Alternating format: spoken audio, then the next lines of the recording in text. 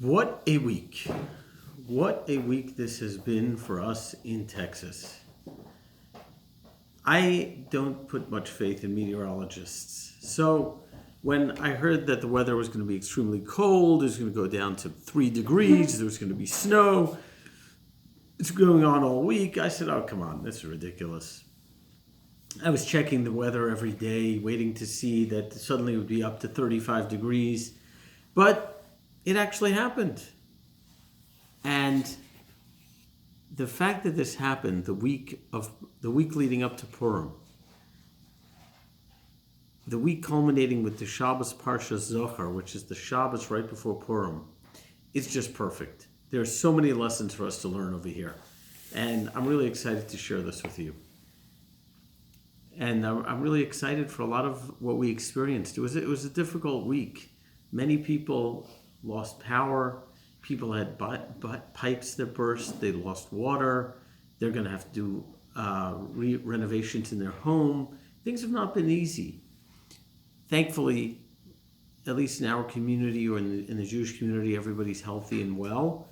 There have been challenges, and I think there are tremendous lessons that came out of all this. But let's start with Purim. The first Mishnah in Masechta Megillah, in Tractate Megillah, starts as follows. Megillah Nikras b'Yud Aleph, b'Yud Beis, b'Yud Gimel, b'Yud Dalet Tesvav. The Megillah is read on the 11th, 12th, 13th, 14th, 15th of Adar, of the month of Adar. In other words, it's read on these 5 days. But wait a second, we only read it on the day 14.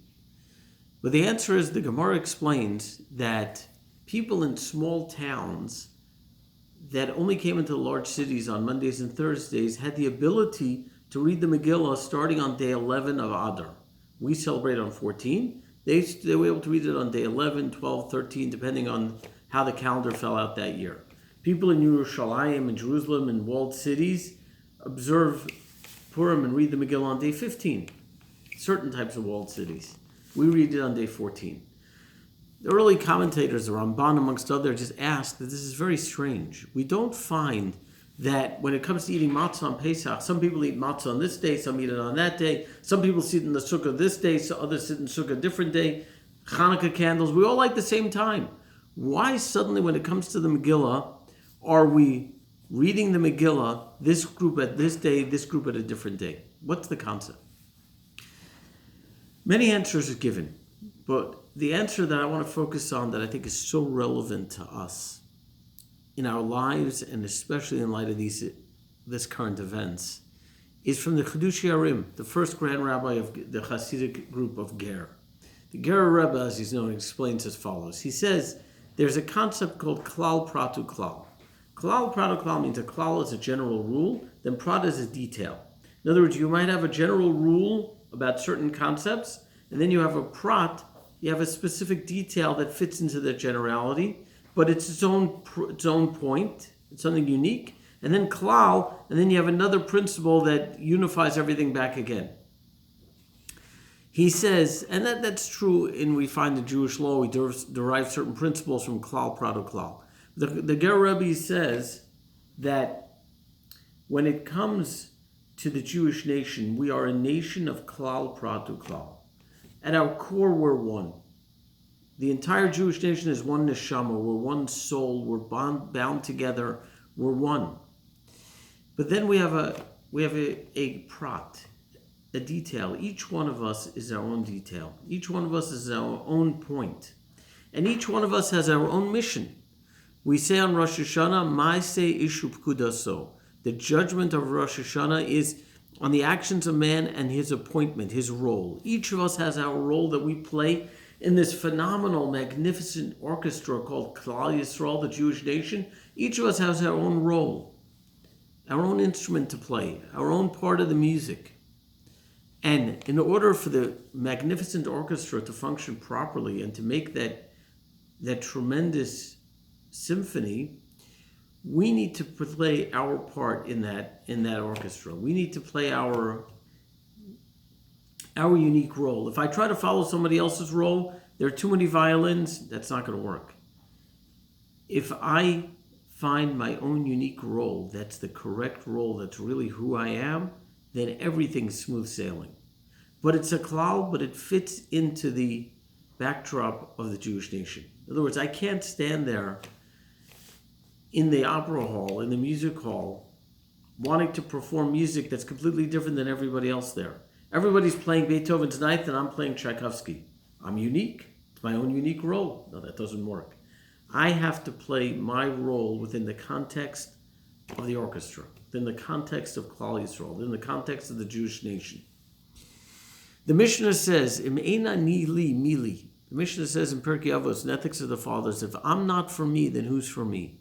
In other words, if I don't find my own unique role, and if I don't cause myself to shine in my own unique way, nobody else is going to do that for me. I'm going to be lost. Every human being, every Jew is a diamond, and that diamond has to be polished and has to be allowed to shine. If I don't polish my diamond, nobody's going to do that. I have to find my own unique greatness, my own unique, rich, beautiful colors. Ukshani latzmi mani, says the Mishnah further, if I'm for myself, what am I? If I only see myself as an individual, I don't care about the rest of the nation. I don't care about anybody else. No, that doesn't work. Maimonides, Rambam says something shocking. Rambam says that if, God forbid, there's a time when the Jewish nation has to fast. We're going through, whether it's a fast that the Jewish nation accepted upon themselves or whether it's a fast because things are difficult in the world. And I say, you know what? I'm doing well. I'm doing what I need to do. The rest of the nation, they're not up to speed. I'm doing great. So why should I fast? On the contrary, I could do all these great spiritual things when I'm not fasting. When I fast, I'm tired. I don't have all the energy. But when I'm not fasting, I could daven better. I could study more Torah. I could do more mitzvahs. I could help more people. Maybe I shouldn't fast. No. If you're a Purush Medarkei Tzibur, says Rambam, if you separate yourself from the ways of the community, that's the worst thing. It's the worst thing. He says you do not merit a place in the world to come. Because part of being part of Klal Yisrael is being with them. Whether it's in times of happiness or, God forbid, times of sadness. We have to be part of them. But the goal is not to be a clone. The goal is not to be just like everybody else. It's to be my own unique self. One of my rabbis taught me when I was in high school. He said, we don't need clones. To be just like everybody else, we don't need clones. We already have that person. We don't need a copy of that person. But on the other hand, he said this 35 years ago. He said, to dye your hair blue just to be different is nishken chachma. It's not something notable. Now today, many people dye their hair blue, so it's not so strange anymore. At the time, no one could have imagined that. In any case,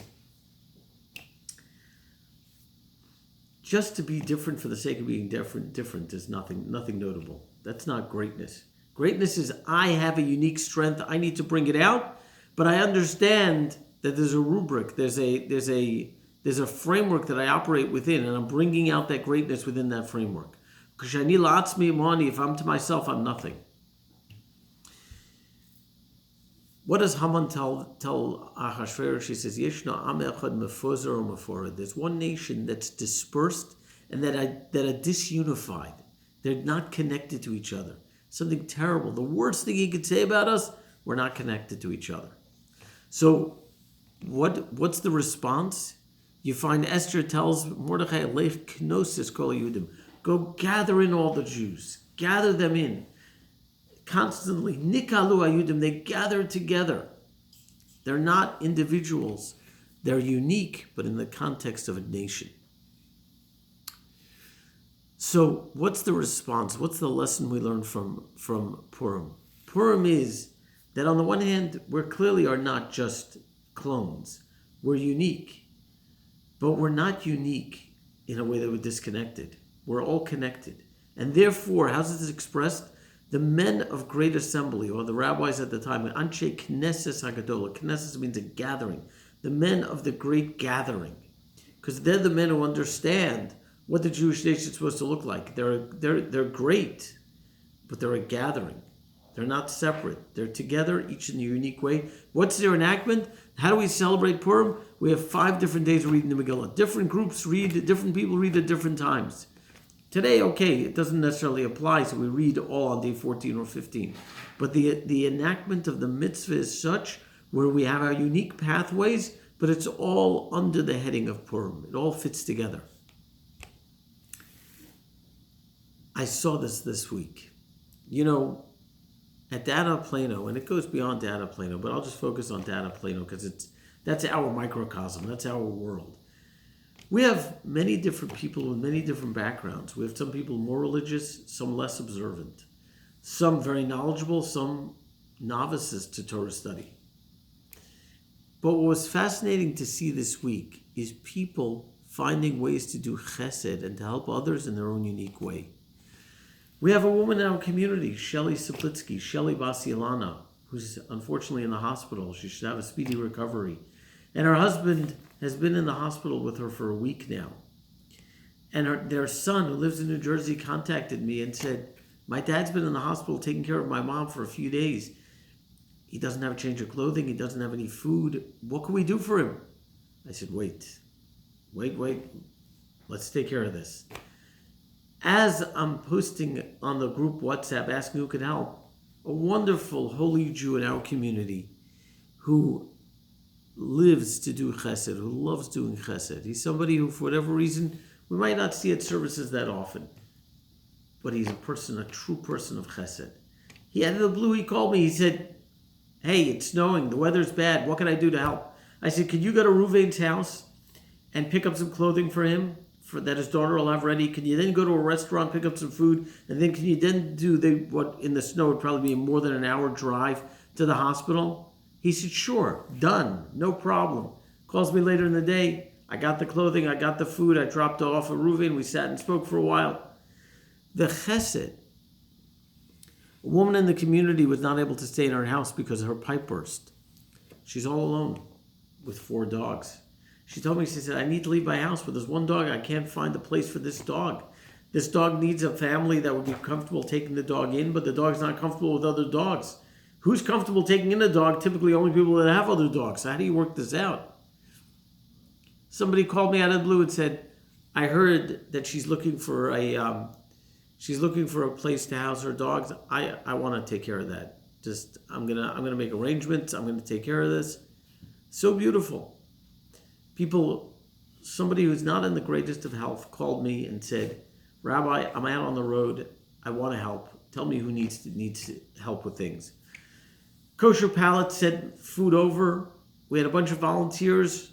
Rebbetzin Tova Sonnenblick with a bunch of her young children all came and spent hours for a few days setting up, serving food, packing so that we could deliver. And then we had a group of amazing people, the children of Chaim Gonen, who they've learned their midah of chesed from their father, spent a number of hours delivering food as well as setting up and serving food.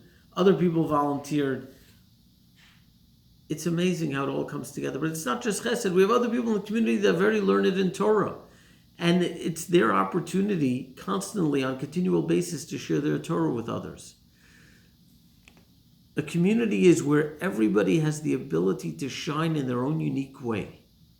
Each one in their own unique way, their own unique form of chesed, but it's together for one goal. The goal of coming together and coming closer to Hashem. The goal of growing. The goal of creating a Kiddush Hashem, sanctifying God's name. This is the goal of a community.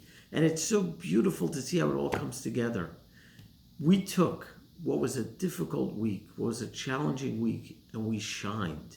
We shone forth. We shone in a way. We brought out our dazzling, beautiful colors, each one of us in our own unique flavor and style, together as one community. People came to Minyan. People came to daven. People came to learn. One of my friends, another rabbi in his community, started a little school in his center. He had some high school age girls teaching the young boys and girls. He had some rabbis teaching the older boys. He had somebody else teaching the girls. He saw there was a need. These kids are sitting at home. They're not doing anything productive. They're driving their parents crazy. The parents need to work from the home. So take them all in. That's who we are as a community. If I don't step in and show initiative, show initiative in my own unique way, I'm nothing. But if I'm just for myself, what am I? There's a community. There's a nation I'm trying to move that forward in my own unique way in that context. And it was so beautiful to see this. Sometimes I have to think of stories. How am I going to tell a story that's going to be relevant? That's a similar situation that happened not that many years ago. I don't need any stories. We lived it this week. I am so, so incredibly proud of the Jews of Dad of Plano. The people who welcomed people into their home for meals. People who welcomed people in their homes to sleep or to hang out during the day. People who drove others around. Getting texts from people, so-and-so needs to go to a house because their heat's not on. Who's driving them? I'm happy to drive them. I'm going to go take them. I'm going to do shopping for people. I'm going to take things over for people. I'm going to make sure people have what they need. So proud to have the privilege of being part of this amazing community. Let's keep on moving this forward, each one of us in our own unique way. We know that the world stands on 3 pillars: study of Torah, service of Hashem, and acts of chesed. And each of us, we have at our core, one of these 3 pillars is who we are at our core.